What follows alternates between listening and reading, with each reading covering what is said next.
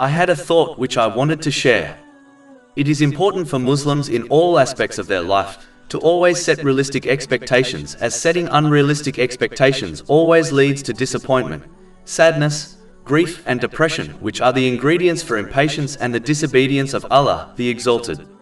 This only leads to further trouble in both worlds. For example, Muslims should reject the fantasy created by Bollywood by believing their marriage will be like a fairy tale.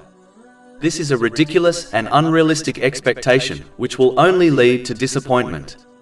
Whereas, if one understands that marriage has difficulties but is willing to work through them, then they are more likely to achieve happiness and peace of mind. In addition, a Muslim should set realistic expectations according to their own situation and life, meaning they should not observe others and set their expectations according to their standards. This has been indicated in a narration found in Jami' at-Tirmidhi, number 2513. In reality, a true Muslim will not set expectations in respect to people, as they would only rely and trust in Allah, the Exalted.